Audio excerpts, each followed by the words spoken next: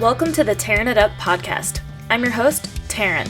We'll be tearing it up, tearing it down, and tearing it apart, dissecting all things related to those who deviate from the standard. From leaders of their industry to leaders of mediocrity, and maybe a gear review or two thrown in. We shoot the shit and let the conversations flow, so if that's not your style, this may not be for you. Otherwise, listen in. Hope to light a fire in you somehow. Hello, everybody out there. Welcome back for another episode of Tearing It Up. This week we have another guest. Like I mentioned the other week when Amber and I had our last episode together, we have just loads of guests in the next coming month and a half. So that makes us really excited to be able to share all these wonderful people with you in these conversations. And so today we have Alix, and I have met her. I met her about 5 years ago, I think, or even coming up on 6 because it was 2018 and now it's 2024, which is crazy. And so I met her on a group mountain bike ride, and it was a women's group mountain bike ride, and I can't even remember exactly. I think we were in Tahoe City somewhere, or it might have been in Truckee. It doesn't matter because I'm like, there's been a couple rides regardless. She was awesome and amazing. And since that ride, we've stayed in touch, and through her company, Tahoe Petrichor, which I'm absolutely obsessed with, her CBD rollie that I have from her. I can't live without it. My dad's hooked on it now too. My mom loves this stuff. So the whole family is just loves it. And her story with Tahoe Petrichor is just so cool because she is using real stuff from this area, from the Sierras, and I can't wait for her to share her story with you. So Alix, will you tell the people where you are in the world right now? Well, thank you so much for having me on. I super appreciate it. I'm really excited about this. Um, so right now I live in Reno, but I was born and raised in Tahoe in Zephyr Cove, and we're actually 4 generations deep up there, and most of us are still around, either Carson, Gardnerville, Tahoe, Truckee, we're all around. So this will probably be my forever home. I have tried to leave before, but life happens and kept me right here. So I'm not mad about it. And yeah, I'm excited to be able to continue my business here, and grateful for people like you that keep it going. Oh, amazing. That's so cool. 4 generations long, like deep in the top, like the heart of Tahoe. That's amazing. And you said most of your family's still here, Yeah, like I in feel the surrounding super. area. I mean, 90% of them are still around. And Wow. there's been a couple that have filtered to Vegas, and um but that's about it. Most of us are all here. And I have a pretty big family as well. So it's kind of incredible that not many of us have left. I mean, it's hard to because obviously it's the best place on earth, but it's really nice to have my whole entire family here. And also another reason why I probably will never leave. It just everybody's here and I'm super close with my family. So it's great. That's amazing. I love that. I feel so far from my family all the time, but it's just so hard to, like you said, leave this area. But it's also, I mean, for people who weren't born and raised here and they come through, they do, 5 to 10 years here, and it feels like then they kind of go back somewhere else, or maybe it's close to their family or whatnot. So I feel like with you having so much family here for generations, that it's definitely way easier for you to be able to stay in this area. Just so much more reason to make it happen and make it work. And I'm happy that Andrew was born here too, so he kind of is my stake of like, all right, like he'll help keep me here longer as well. So yeah, it's like you said, it's the best place. I mean, I love Washington so much, but so I have to say, I guess Tahoe and Washington are tied for my heart. But it's I don't know how people can leave, and I don't know how some people leave and go back to other places, especially. Or But especially concrete jungles from growing yes. up here, leaving to bigger cities. I never could quite wrap my head around it. And, when I love traveling to cities and spending a little bit of time there, but I just can't wait to get back because all of my passions and all the things I enjoy to do on a day-to-day basis involves the outdoors and Mhm. living here. So I'm like, what do people even do all day? Like Yeah. how, what's such a different life?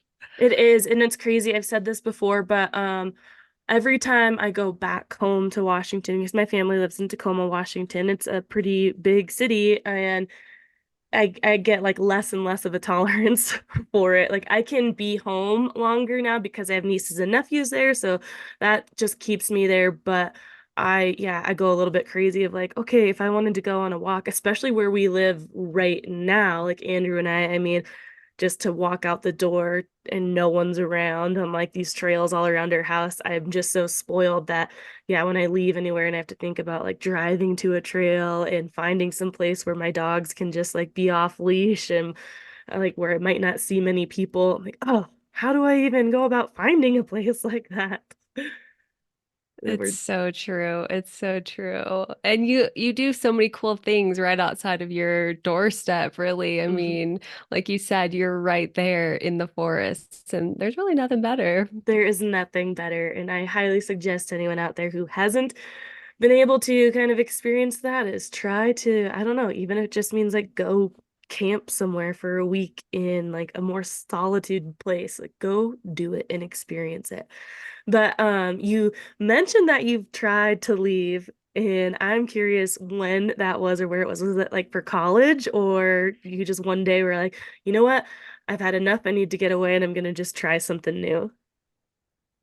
Well, actually, both. And both times I tried to go to Colorado specifically. I tried to go do my undergrad at Boulder and I got accepted and everything. And then my dad was like, actually, you're going to UNR.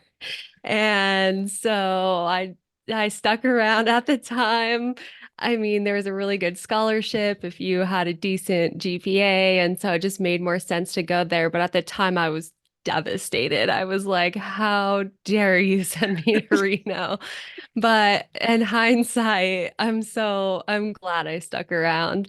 And then a second time was probably about 8 years ago or so. And I actually had a job lined up and a house to live and had already started moving half of my things over. And then my dad, again, I mean, he ended up getting sick with stage 4 brain cancer. And so that kept me here, I Wow. couldn't leave. I got all my stuff and moved it right back and was like, okay, well, that was my second failed attempt. I guess Tahoe's it for me. So I haven't tried again and I probably won't. Oh my gosh. Yeah. I mean, two big attempts that were just kind of shut down. I'd say I'd be like, why? And you're just reevaluating anyways, right? Especially with something like the sickness with your dad, you're just realizing probably how much it means to be so close to family. How did that go? Is your dad still around? Did he make it through that? Well, unfortunately, he had a glioblastoma, which is one of the most aggressive types of brain cancer. It's a very small percentage of people survive after a year.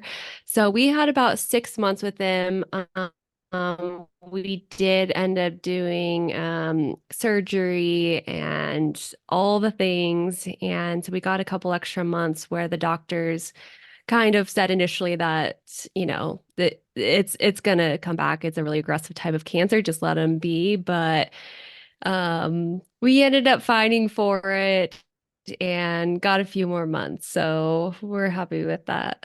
Oh man, that's so sad. I'm sorry that you went through that.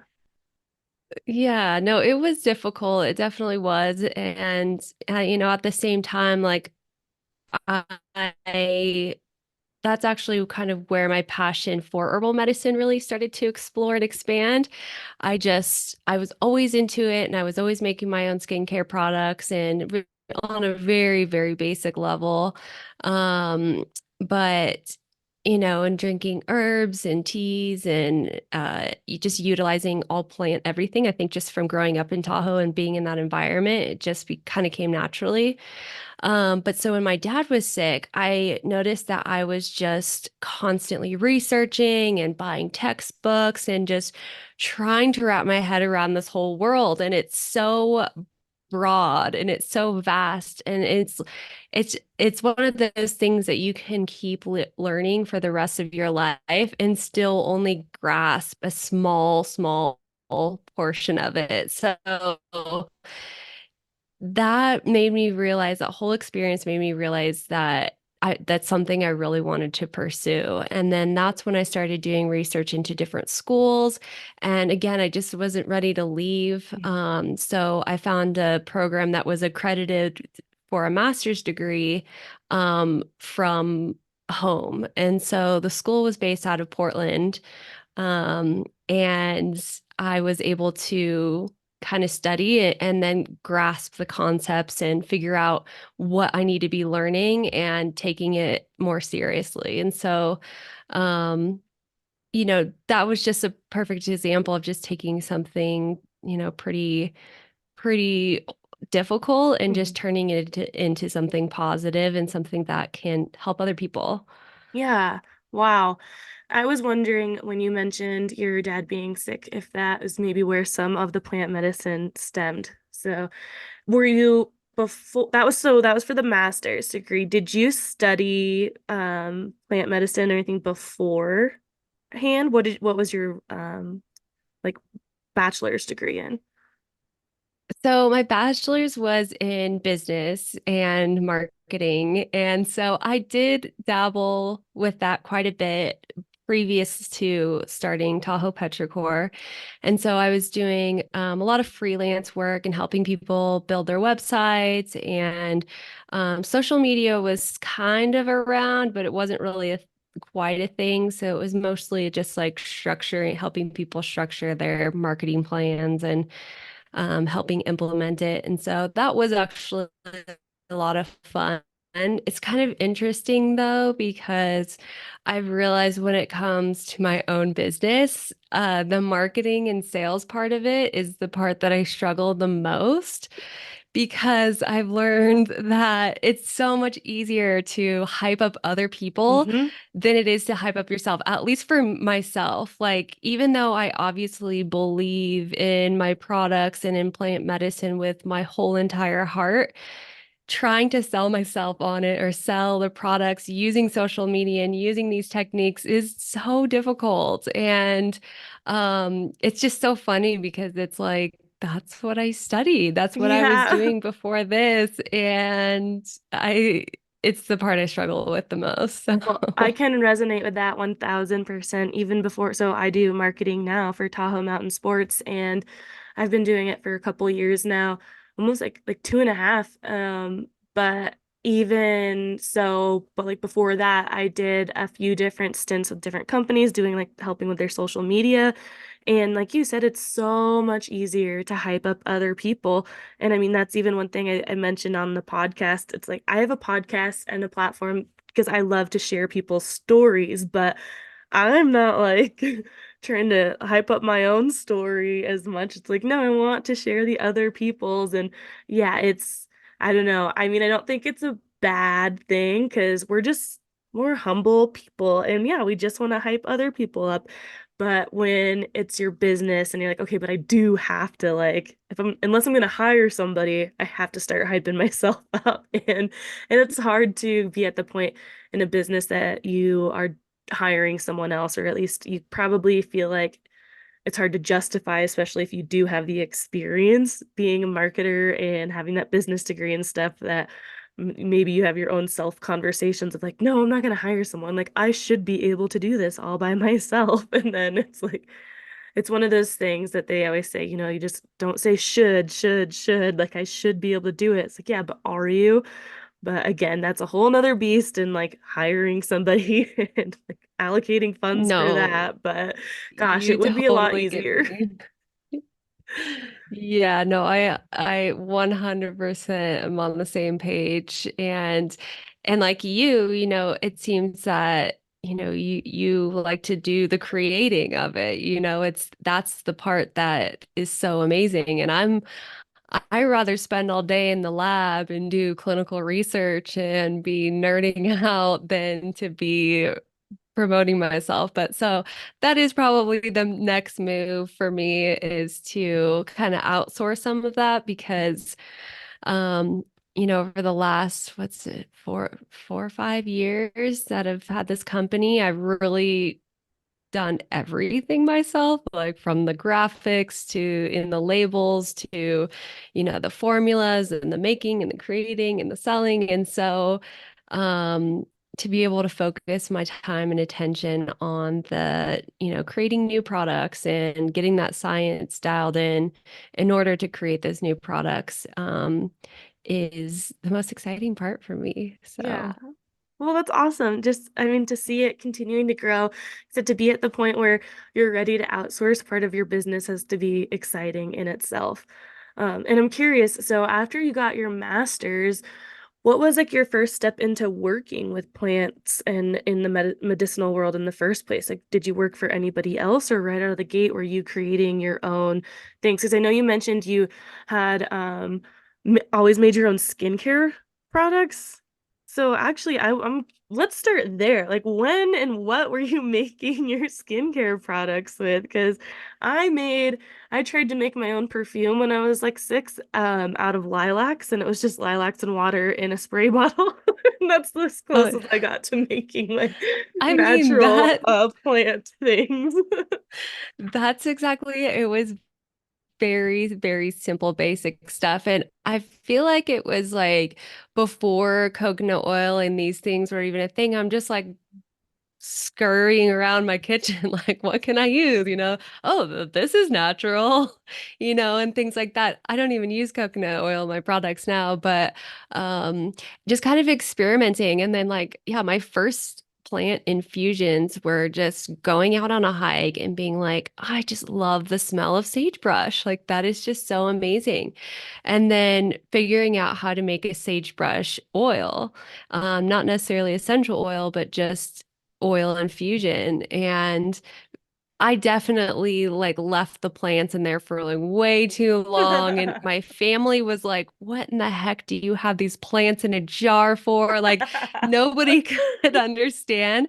But I was just doing my own like small experimentation, just basically with the plants that were around us, by just going on out on hikes and just being uber curious about, there's more to these plants than allowing us to breathe. And I think that just general curiosity just kind of expanded. And then after taking my doing my master's degree, I took some classes down in Sedona, Arizona, to learn how to distill essential oils. And these ladies were wonderful. I mean, they were older, they had their own essential oil business, primarily just essential oils. And they basically were the first people that I saw that I knew that it was possible to make a career out of it, other than just me nerding out on plants. And so they were really, I learned a lot, but they were so inspirational. And I just was like, I'm going to start here and use the plants that are around us and start distilling. And then once I got the art and craft of distilling essential oils down, which is just so much fun, then I was like, I got to make something with it. And then, it kind of came naturally to blend in like my own hobbies of, doing outdoor sports and outdoor activities and needing pain relief and, needing intensive skin repair that is good for our elements, are super, super dry, high desert, Mhm. and, also like wind torn from snowboarding and just needing these basic things. And I'm like, hey, if I need these things, surely other people in my community need them too. And to be able to utilize the plants that are already around us, starting there just made sense to me. And And I think people do really appreciate, like some people are like, okay, this might be a little bit too much to go this far. But there's a lot of people that really appreciate the having these plants that are just super close to us because when they're shipped, and they travel these huge far distances, they lose a lot of their chemical compounds and degrade along the way. And, if they're not temperature controlled and just like any plants, they if you're not making sure that it's stable, then it can really make a difference in the product. And that's just what I've realized is it's just taking the the products from the plants to the products and not just buying, mass produced extracts and things like that has made a huge difference in how effective these products are. So it's just been so fun and it's always a learning curve and there's always new things for me to learn. But that's like my favorite part about plant medicine. It's just like that constant movement and that constant exploration is just so exciting. That's awesome. And I think that a lot of our audience really cares about sustainability and the environment. They're very, I don't always say that this podcast is like necessarily like an outdoor podcast, but I'm starting to come to terms with the fact that it's definitely outdoor adjacent because every conversation we have pretty much is like involving the outdoors, whether it's our activities or the guests we have on, like our hearts and souls are rooted into the outdoors. So not every guest's business is surrounded by the outdoors, but like I said, their heart or soul is.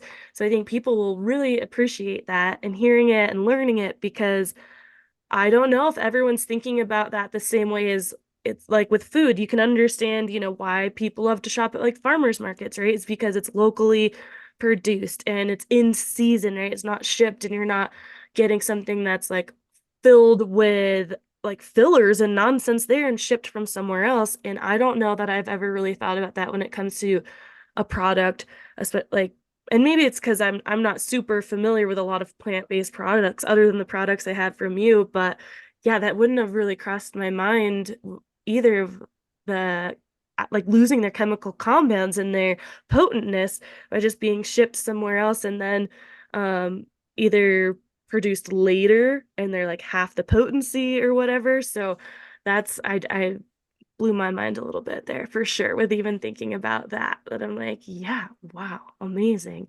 And I just love like so the CBD rolly or relief rolly. And all I keep thinking about since you mentioned sagebrush in the first place is the sagebrush in that. And it's just so amazing to not have. I do love, menthol once in a while, makes you feel like you're less achy and whatnot, but your natural stuff, it really just makes me feel like I am like putting nature on my body. I love it. I love it. And that is essentially what you're doing too, like you're especially when you're outside, you're breathing it and then it's on you and then it's a whole experience. It's amazing. Super fun. Absolutely. What was your first product in the Tahoe Petrichor line? It was actually the Rolly. Oh, was it? The Yeah, the Rolly started it all.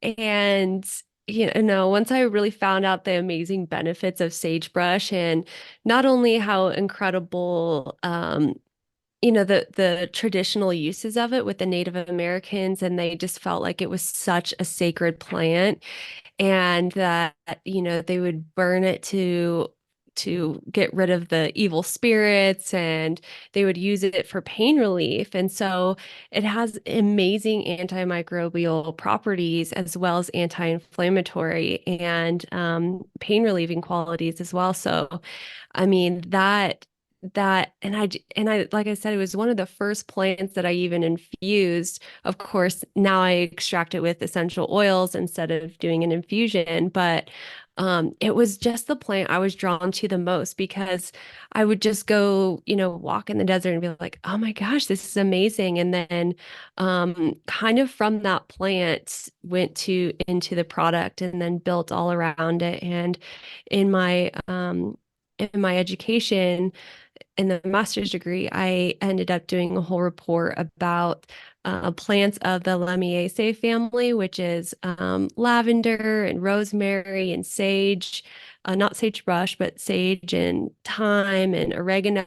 They're all within the same plant family, and they all actually have similar benefits to pain relief. And so I chose sagebrush, and then I worked with lavender and rosemary too, because I thought that they really complemented the sagebrush. And then so that's kind of how the aroma came of it. And then all the plants that are within it just all came from scientific research. And it is actually incredible how much research has been done on some of these herbs. Like, of course, arnica, but cayenne and yarrow and, all these different herbs that people will, so I hear some people saying, well, the research isn't there. And it is. Like, there's thousands of research papers saying the same thing.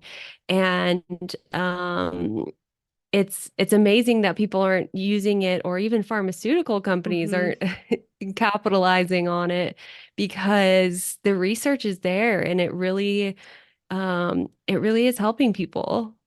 Yeah, well, like the use that Native Americans had for all these and like that in itself. But I guess if people aren't, if it's not written down or they weren't there to see it, then it's like, is it, placebo or it's all they had? But it's like it's all they had and that's what how they managed and it works. Like why I don't know why there's such a it's so hard for people to get on board with it. And I mean I think it's just because it's been impounded into our brains of, pharmaceuticals and the more instantaneous effect that they have because that is the thing I'm sure with many plant medications, as with any natural medication, it takes a little bit longer and it's not this like as instant as these synthetic things, but they actually have more benefits, especially in the long run, than the fake stuff and the stuff we've made and the thing that's mostly a band-aid too is the thing like what we use for over-the-counter stuff is just like a little band-aid to kind of forget about the pain, but it's not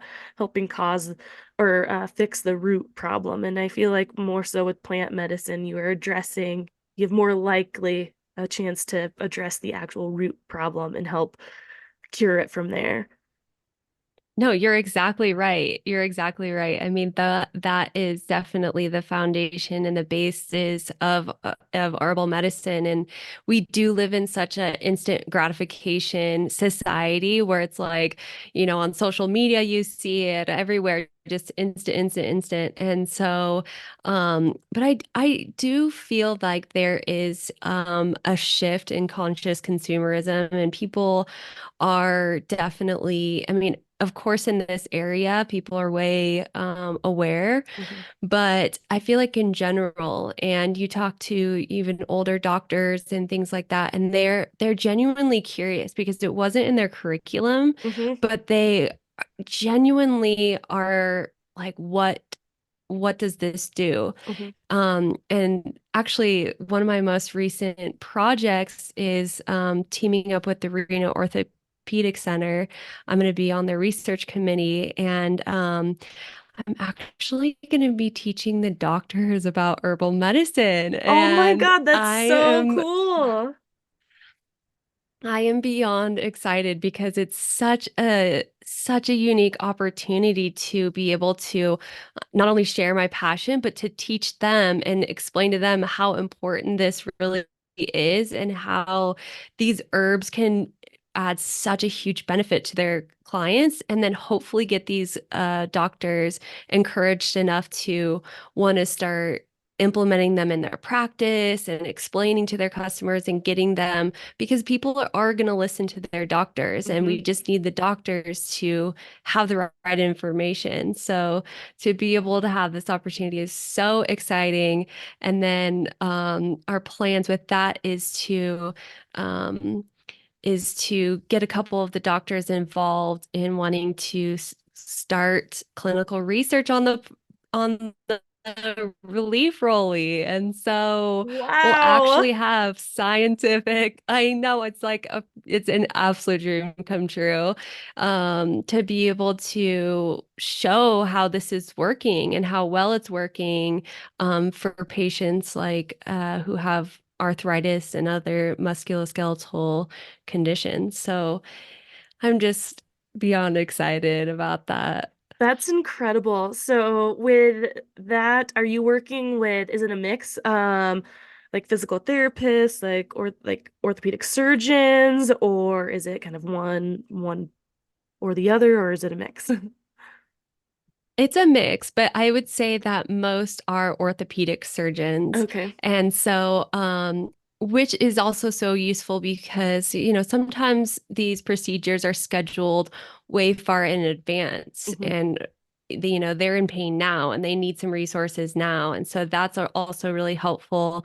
But a lot of people just jump immediately to Hmm. surgery. And of course, there's some conditions that need that right away, but to really help, if they really truly want to help their patients, they would be giving them information about their diet and exercise, movement and nutrition and supplements and herbal medicine and giving people more than just the tool of surgery. Yeah. And of course, there's a time and place. I'm not denying that by any means, Hmm. but I think it's super important if they really want to offer healthcare. Yeah, exactly. Because it does feel like that is just always the kind of final answer. And if you don't want to take that route, you're kind of then just turn to your own devices of like, okay, well, good luck, go research some stuff and let me know how it goes. I'll be here when you want to schedule that surgery. And for some people, like I said, there's no doubt a time and a place for it, but sometimes people just want to know their other options first, and maybe they'd like to try those out. And it could be for so many different reasons. Maybe they like literally can't afford to like take the time off that it would take to heal from a surgery, or they're a busy parent, like they can't even take the time to rest, or just so many reasons that somebody, or they're scared. They're just so scared of what life will be like after the surgery, or Hmm. afraid to go under the knife at all. And they're not provided options necessarily, it seems, from their doctor. Like I said, it's just like, okay, doctor said surgeries, you know, recommended. And if I want to figure something else out, I just have to do it myself. And it would be so nice to be able to hear from your doctor of, hey, you're not super comfortable with surgery yet, and we're not saying it's like the only option. So let's try some other stuff first. And if it's not working, then we can come back to the drawing board and we can discuss this again. But you're at least giving people the opportunity to test something out, and like a doctor, actually saying it too, just puts that trust into them. Because I feel like a lot of times people just kind of shut down and they're not going to go out there and research it themselves. Because again, like they don't have a background most likely in any of it. So what do they know what they're reading? How can they vet their sources properly? And back to the time, like, do they have time to go find an alternate option? Probably not. So that's just so, so cool to hear. And it gives me a bit of a glimmer of hope into the healthcare system, that they're actually looking into working with people like you, herbalists, to educate the doctors to start providing some real, true healthcare. No, exactly. It is so, so, so exciting. Um, and I think that hopefully that sort of thing catches on and their partnerships and then other orthopedic centers around, so more people get involved as these people are getting such great benefit. And so it kind of feels like it's just the beginning. Mhm. But I think I think it is definitely a step in the right direction for healthcare in general and amazing for the people in this area. Mhm. So many sports injuries from this area. And how cool would it be for a doctor to be able to give and offer all that information? Yeah, 100%. And just so cool for you and more other herbalists too, right? I feel like this is opening doors for other people as well. Once, another hospital or whatever sees that UNR has worked with somebody like you, that people are gonna be like, oh wow, like, and how's that going? And also just for you, the fact that the Rolly is gonna be like potentially used and tested in that, like to have those kind of accolades behind your product, like that's huge and amazing. And I I'm just so excited for you. So Thank you. cool. It's so so so exciting, especially because I am such a nerd for the science of plants, like I so much rather spend my weekends on PubMed and read through like 20 pages of really chunky research, but I just find it fascinating. And, it's countries from all over the world putting this information together. And I just absolutely love it. So to be able to have some clinical research on something I created is just like mind blowing. And it's so exciting for that in itself, among all other things. Yeah. So it's like, it really is a dream come true. And I just feel like I'm, on the right path and Hmm. it's all working and it's all for the benefit of people. And it's just the best feeling. Well, that's cool too. And then when you look back also again at these other choices in life that you made or tried to make, right? And it didn't work out. You ended up staying in Tahoe, that it's just more, again, validation that you're on the right path and things happened the way they did to get you here and for the greater good of other people. I think that is amazing too. It's like it's not just you, like you are providing this to other people, and that's got to be such a cool feeling that you're not just out here doing this for yourself. And I mean, even Yeah, when you talked exactly. about the rolly and with the sagebrush and lavender and rosemary, and I definitely, when I see those things on like on packaging, I'm assuming and just thinking again, because I'm pretty naive when it comes to actual like plant medicine, that it's more of the aromatic sense, not that there was actually like all these things together are work in pain relief. That's, oh wow, yeah, I thought it was like to smell great. And no, it's all these things in here are working towards that pain relief. Like, oh. No, exactly. And I can't speak for all skincare because I'm sure some of it really is for the benefit, um, or a lot is like, oh, it smells good. And I Mhm. do feel like that's like one of the first things that people look at is they like open it up and smell it and then like yes or no. Yeah. And so it was, but like every little part and piece of the Rolly was with the intention of either pain, circulation, or inflammation, which I believe all work together Mhm. as one. And so that's been really good. So if people love the smell, then it's an extra bonus for Yeah. me, but it really is the intention behind it. And I think that sometimes it could be, it becomes less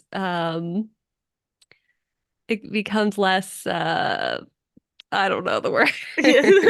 Just kind of like superficial, I guess. I don't know. That's probably not the right word, but Yeah, yeah, yeah, yeah, well, yeah. so after the But yeah, roll, because I think that usually skincare. Go ahead. oh, sorry, I think we cut out there for a second, so we started talking at the same time, but you can go ahead. No, you. Okay. Well, I didn't want to cut you off because I was just going to ask, like, we have the relief rolling now, then, like, what was born after the rolly? Or, you don't have to really, like, break every product down or whatnot, but I'm just curious how your line has expanded and what you're offering in Tahoe Petrichor, because I know you have a handful of different options. So just wanted you to be able to tell the people kind of what else you make from in Tahoe Petrichor.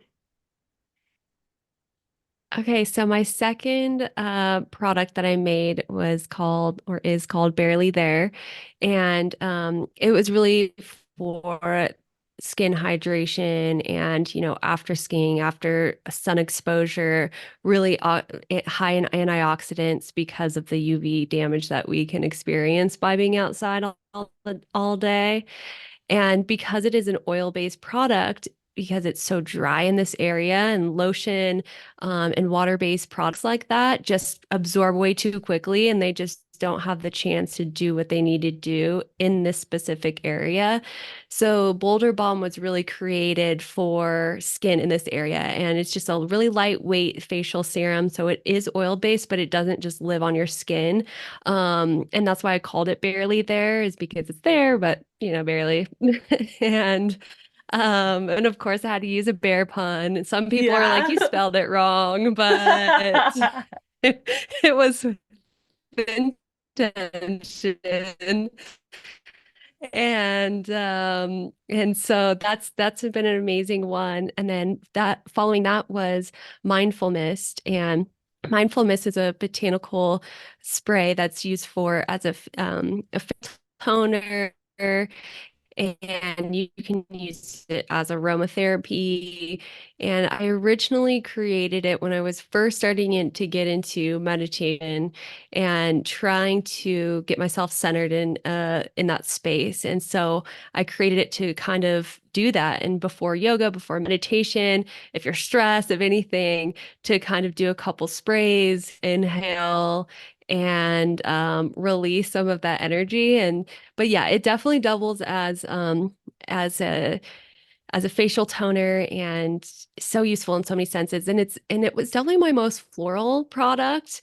But it's shocking how many men love it. Really? And it's so funny. Yeah, I get men all the time that are like, I use it daily.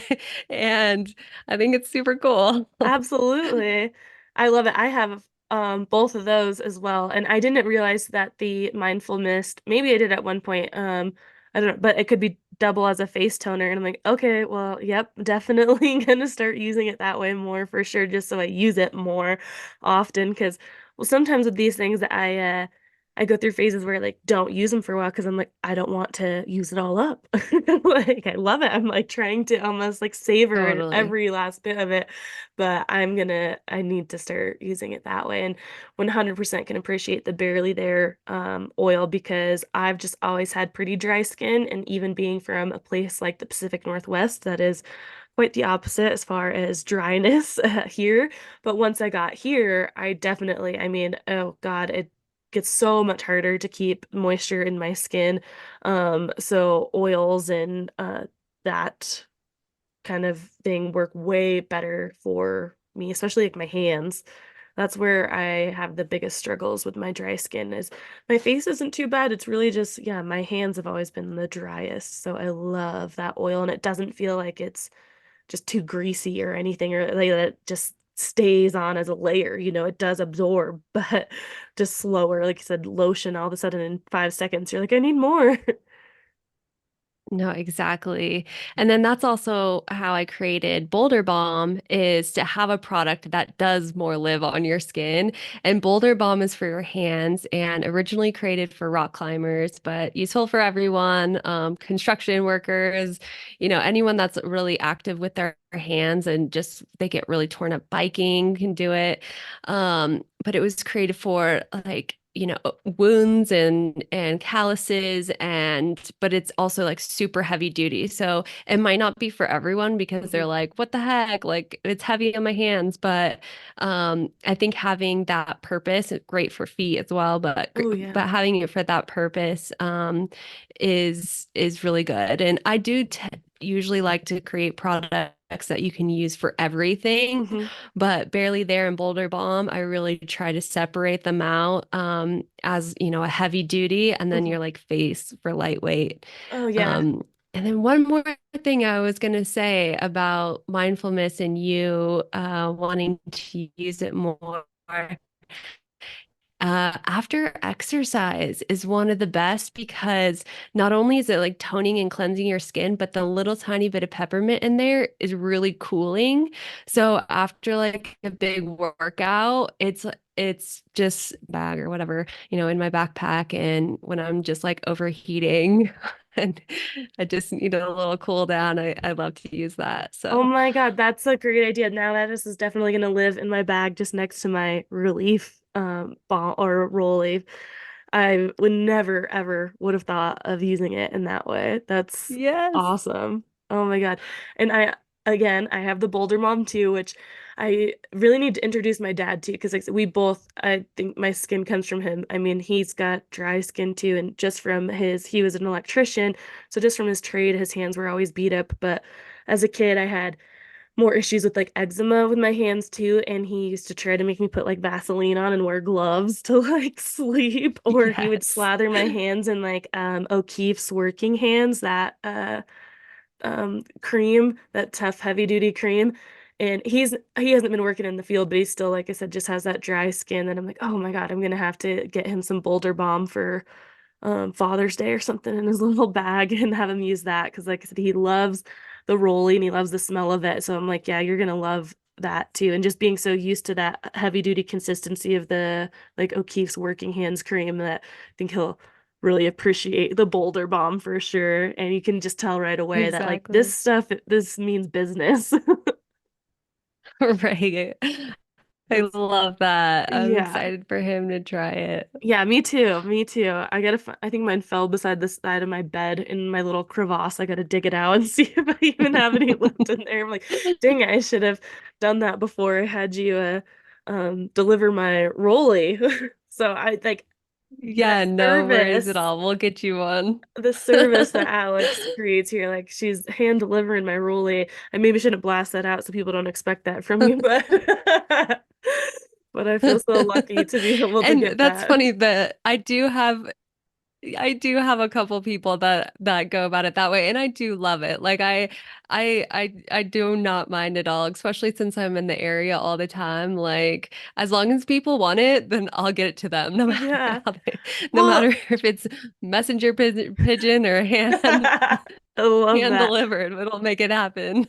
But speaking of that, that brings up a great point of how you obviously have a website and you're online, and you do some markets and you're in a few little shops, right? I am, yeah. Just in the Reno Yeah. Tahoe area for shops. Ye- Yeah, for the most part, Reno, Tahoe, Truckee. I feel like I have the most shops in Truckee, but the Reno airport and places like that What, as the well. So airport? you can definitely. I know, yes. That's so So anybody cool. that flies in or out, stop in Vino Volo. It's that little wine shop, and attached to it, they have the Verdi Market, and they have a few local products in there. And I got linked up with a guy, and it's just so exciting to have it there. And he was like, he wanted me to do a bio and my photo and everything. So it's a little bit embarrassing for me. I don't really like that kind of thing. But I really appreciate, getting the word out in that way. And, anyone that travels to or from, it's like such a fun souvenir, as Yeah, well, that Tahoe plant. So that's really cool. That's what I was gonna say is like the airport is such a good place because when your name being, or with Tahoe being in the name, that for an airport is just amazing. People see it and they're like, oh God, it says Tahoe, have to have it. And also, like I said, just all the amazing plants that you just know are gonna smell delicious. That you're like, yeah, I have to try this. I was actually how I even learned what petrichor meant was from you, from your business. And now I'm obsessed with that word too. I love to tell people what it means. I love that. I love that. Yeah, I feel like it was half a really good name and then half a really bad name, because all it doesn't read quite well, especially like on social media or something. It's like pet rich or, Oh yeah, like what? totally. And then and it's super hard to pronounce. Like if you don't hear somebody say it, you Yep. don't know. Like my little brother, love him to death, but it's been about what 5 years of my business, and he still says Petrichor. So it's just of those things. And, not a lot of people know what that word is, but when they know it, they can just instantly relate to it. They're like, oh, I love that smell. And I guess for anybody that doesn't know what it is, petrichor is the smell of the earth after it rains. And so what's happening is the plants are releasing their bioactive compounds or essential oils. And those are the same compounds that I'm able to capture when I'm distilling for essential oils. So I do get people, open up the rollie, for example, and they're like, oh my gosh, it does smell like after the rain. Or, oh, I do remember walking in the forest after it rained that one day, and it does smell like that. And it's really cool when people put that together, but it can be a difficult it can be difficult for people just to be like, oh yeah, go to my website, tahoepetrichor.com, and they're like, wait, what? Yeah, totally. Like trying to spell that phonetically. Like I wouldn't have I guess since I knew how to pronounce it before I saw it, just from hearing it, I think I would probably be saying like Petrich, like what? Like I can totally understand on a business end being a little torn of like ease of spell and pronunciation and whatnot, but I think ultimately it is the best for just describing your business for sure. Thank you so much. And it just goes back to like my nerd science too, like I could have just chose something very simple and straightforward. Everyone's like, oh, that's the thing. But, on a scientific level and what's happening in the olfactory system, your nose, like I just had to use it. Yes. Speaking of all that, the nerdy stuff, and I mean, you're the one in the lab who's come up with all this stuff. So now that you're in, obviously, you have an online store, you're in other stores. Are you just like spending, bulk time in the lab, like making the stuff and then packaging it, or do you have a team that helps you do that now, or how's the process of just making everything now? I'm still doing everything myself. Wow. I know. I I just love it though. And it's at the point where it's almost meditative, like, and I've got my whole system down pretty well. So it makes it really fun. But my next steps have been to, it's been a couple years since I've created a new product. And, I think just kind of getting busier and having it grow definitely has made things to go slower. But Hmm. I'm really going to try to make it happen this year and I have a whole list of products that I want to make. But the other thing is I can be so picky for what goes into it because I do want every single herb to be intentional and I need them to work together.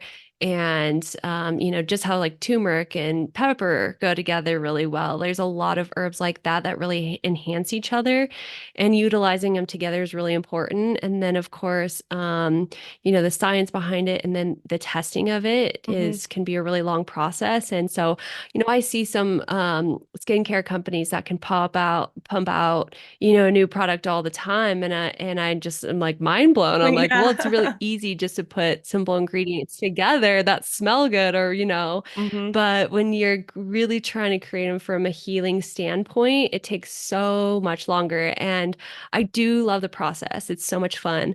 But I just haven't had a lot of chance to get back into that and make new products. But that's my goal this year is to start steamrolling them out, and really excited about it. Yeah, oh my God, I cannot wait to see what the new products are going to be.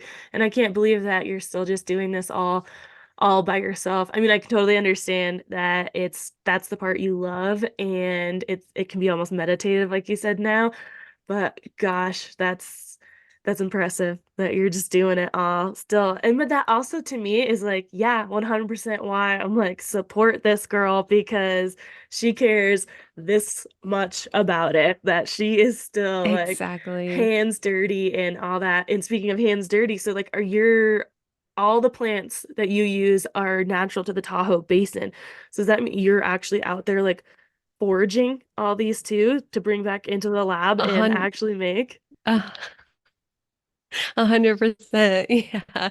I mean, some herbs that are so beneficial that are in some of my formulas you just can't get in the area. So I Yeah. have outsourced some of them, like myrrh and frankincense and some like that. But as much as I can, if it's available, I'm using it. And so yeah, it's that's pretty much where my summer goes. Yeah. And well, starting in spring, really. And each plant has its own season. So it kind of, Mhm. sagebrush is a little bit later on. Like I like to go and harvest it when it's just starting to flower. If it's too flowered, it has a totally different aroma. Oh, wow. And when before it flowers, it's also very different. And so I found this sweet spot that I love. And so that happens at the end of summer. And then, the conifers like incense cedar, lodgepole pine, and things like that, although you can harvest all pretty much all year round. And it's really, really, it has a like more floral aroma than later in summer where it's just like a little bit more piney, I guess.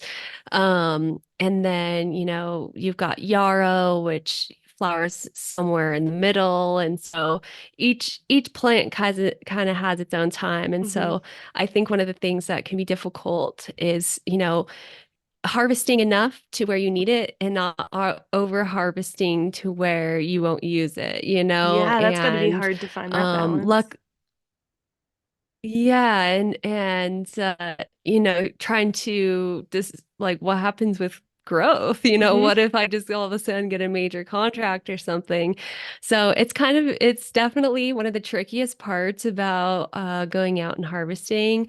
And of course it can be really time consuming. And I think that um and then extracting it on top of that, especially with essential oils. I mean, I'm running the still for 4 hours to get, Wow.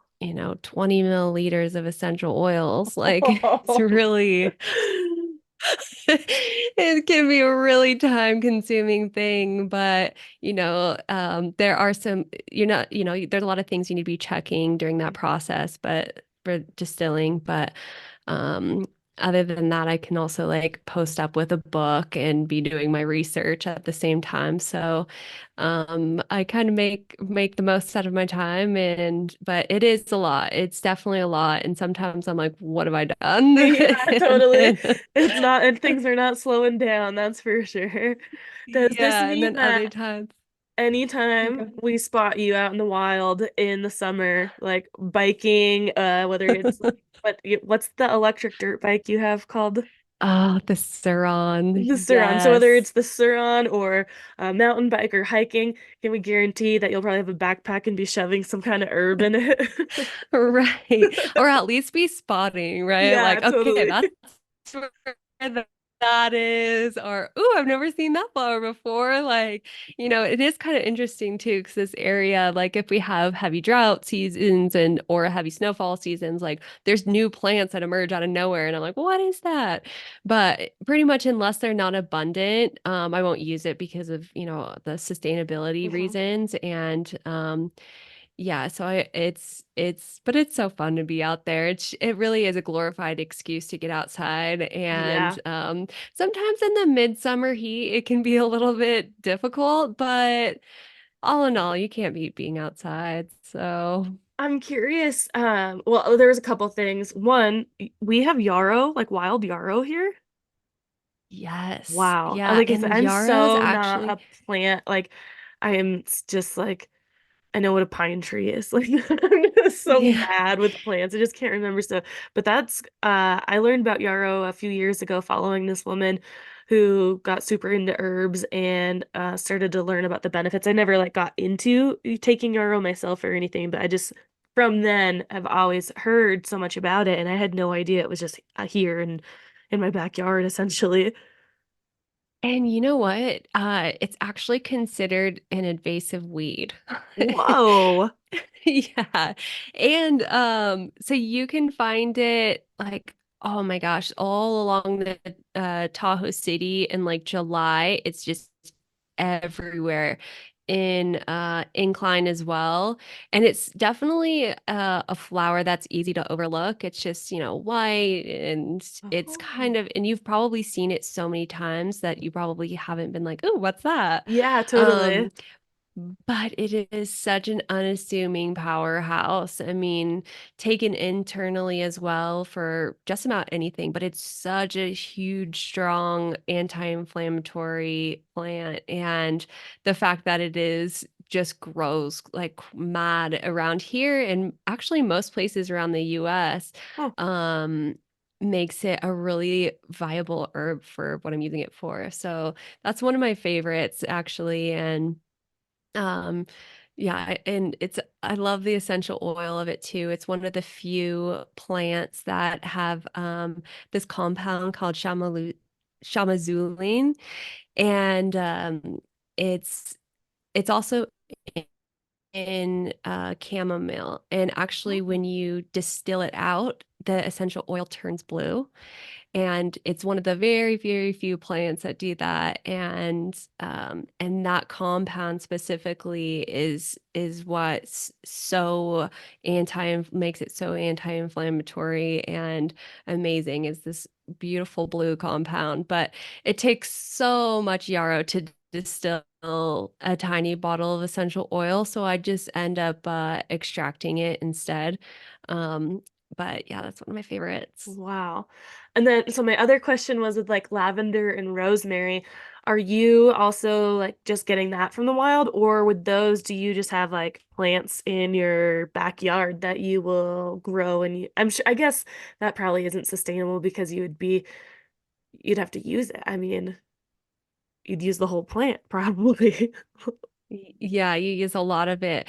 Well, there's actually a couple people in Reno that have an abundance of lavender on their properties. Like they're just like, please get rid of it. And so I'll go and utilize that as much as possible. And same with rosemary. Like I do have it in my backyard, but yeah, it takes a lot of rosemary. So yeah, there's a couple things like that where, as I need bigger amounts, than I go through, certified organic farms and try to get it directly through them.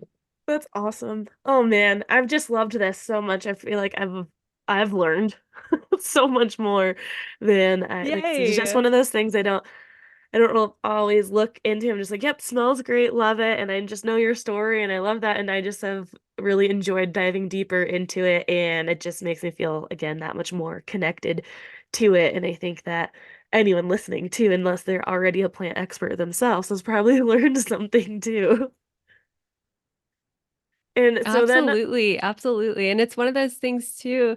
You can be going out on a hike next time and be searching around and be like, "Oh, that's that." And then, try to identify the plants and try to learn about them. And it's like it's such a powerful tool, and it's something that we did, hundreds of years ago, but there's something so instinctual about it. And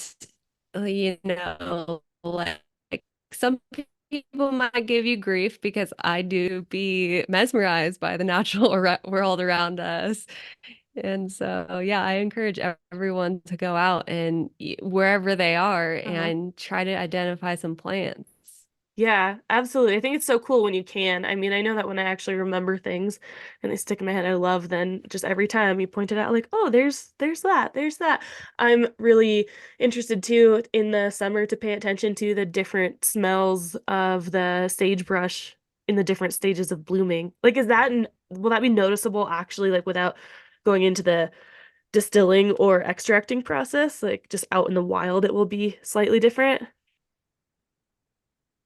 Yeah, no, exactly. In the wild too. And it's sagebrush is actually really incredible. It's kind of like the cannabis plant where the whole structure of it kind of changes and morphs as it flowers. Like it goes from like a pretty flat, consistent leaf structure on the stem to like kind of a spindly, spirally plant with these really pretty and amazing smelling yellow flowers.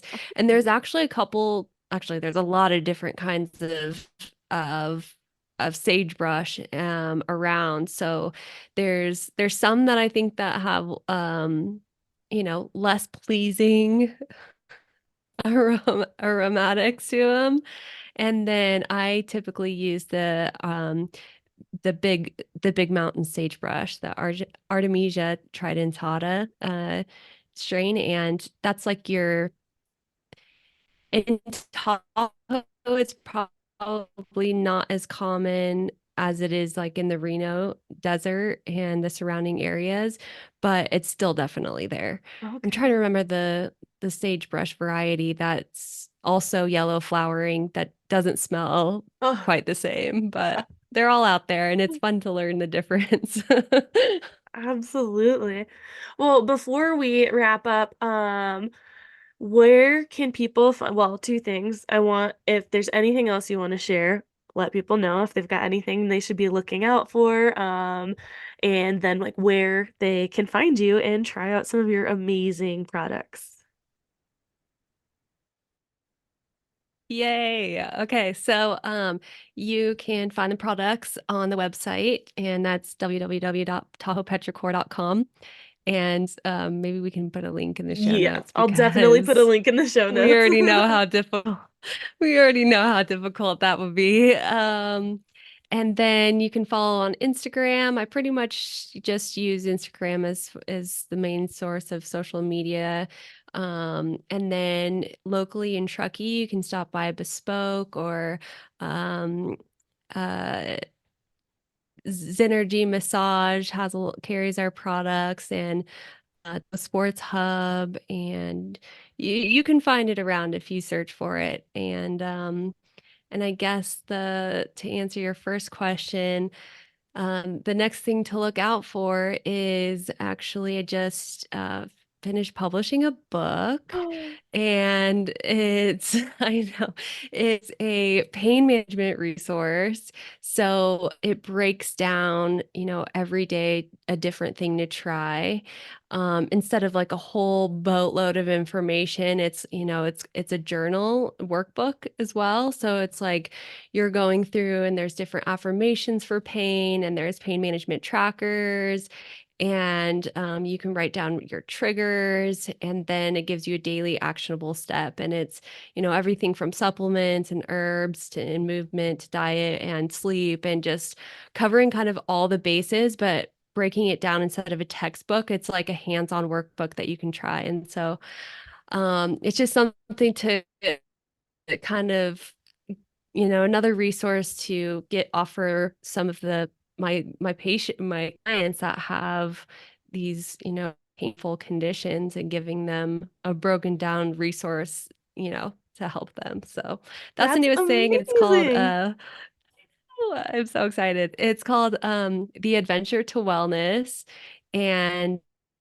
will be available on Amazon in the next couple days. Oh my God, that's so cool. So by the time this podcast is out and you people here in the world are hearing it, it will be available. So I will link all that in the show notes. I'm definitely gonna have to get my mom that book for sure. That sounds like an amazing resource for folks dealing with, especially like a lot of pain or chronic pain. Like my mom has sources of she has arthritis in several different parts of her body and just a bunch of different issues that it seems like an amazing resource for people to also tune into their body and maybe pay attention to it a little bit more, especially those who have been so used to just hearing from the doctors, like, oh, it's arthritis, right? Nothing you can do, so take this pill or whatever, and have lost like that connection with their body at all. I just am really excited to get this book and like I said, give that to my Yay. mom and hopefully have that be a great resource for her to dive in a little deeper to some of these things and maybe find some relief outside of just like another medication and looking into things like diet. Like that's look at you. Oh my God, I can't believe you're just quietly writing a book like this. Well, we haven't had snow, so I've needed to occupy my time somehow. I know. Speaking of like, I have my door wide open right now.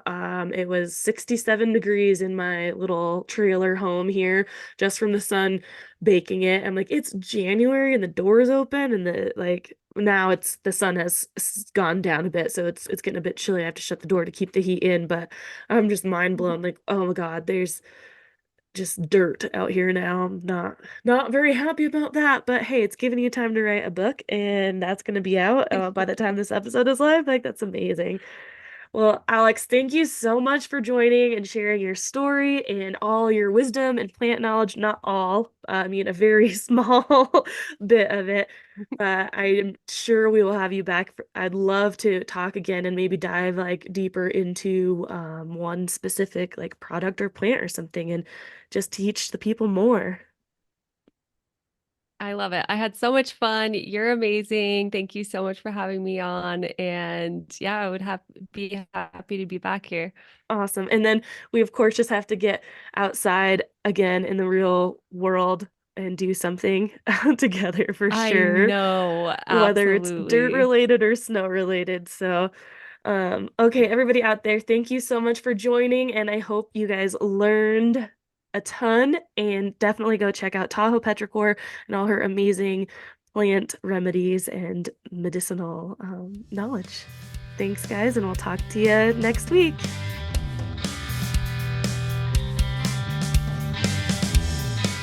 We hope you enjoyed this episode and would do us a huge favor, since we don't have any sponsors or anything like that, and would rate and review us on whatever platform it is you use, Spotify, Apple, Stitcher, whatever it is. And if you're listening and downloading just through the website, tearingituppodcast.com, leave comments. We'll definitely engage back with you. And on social media right now, we're just on Instagram. Tearing It Up Podcast is the handle.